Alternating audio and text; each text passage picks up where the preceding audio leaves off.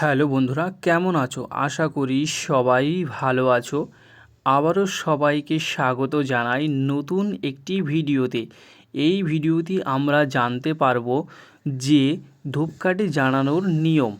তো কখন কখন ধূপকাঠি জ্বালাতে হয় সেই সম্বন্ধে আমরা এই ভিডিওতে জানতে পারবো।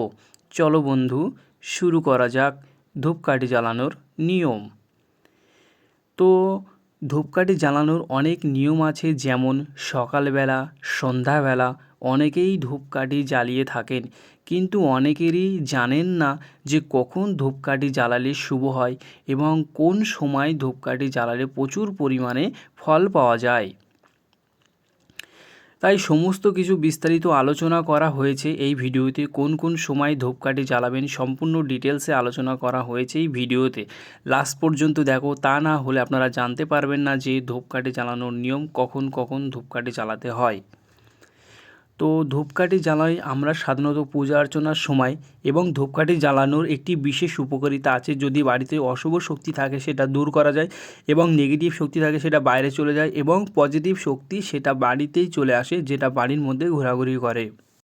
ধূপকাঠি জ্বালানোর নিয়ম: 1 নম্বর, ভাঙা নয় এমন ধূপকাঠি জ্বালাবেন। দেখবেন আপনি যে ধূপকাঠি জ্বালাচ্ছেন সেটা যেন ভাঙা না হয়, অথবা আগের দিন ধরিয়েছিলেন সেটা আজ পর্যন্ত কিছুটা বাকি আছে, এমন ধূপকাঠি জ্বালাবেন না। 2 নম্বর হচ্ছে যে সুগন্ধিযুক্ত ধূপকাঠি ধরাবেন। দেখবেন আপনি যে ধূপকাঠি ধরাচ্ছেন সেটা যেন সুগন্ধযুক্ত হয়। ধূপকাঠি ধরাবেন যেমন চন্দনের, গোলাপের, আরও বিভিন্ন ধরনের সেন্টের ধূপকাঠি পাওয়া যায়, সেই ধরনের ধূপকাঠি ধরানোর চেষ্টা করবেন। 3 নম্বর হচ্ছে ফু দিয়ে কখনো ধূপকাঠি নিভাবেন না। অনেকেই আমরা ভুলবশতভাবে ধূপকাঠি ফু দিয়ে নিভাই, কিন্তু আমরা ভুলেও ফু দিয়ে ধূপকাঠি নিভাবো না। আমরা হাত দিয়ে হোক বা ধূপকাঠি নেড়ে আমরা নেভানোর চেষ্টা করব। 4 নম্বর হচ্ছে ধূপকাঠি জ্বালানোর পর চারিদিকে ভালোভাবে দেখান।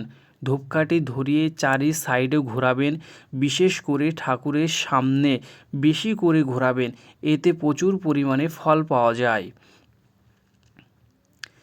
তো এটাই ছিল আমাদের আলোচ্য বিষয় যে আজকের ভিডিওতে। তো বন্ধুরা, এই রকম আরও ভিডিও পেতে আমাদের চ্যানেলটি অবশ্যই সাবস্ক্রাইব করে পাশে থাকবেন এবং সাথে থাকবেন। ওকে, ধন্যবাদ বন্ধুরা।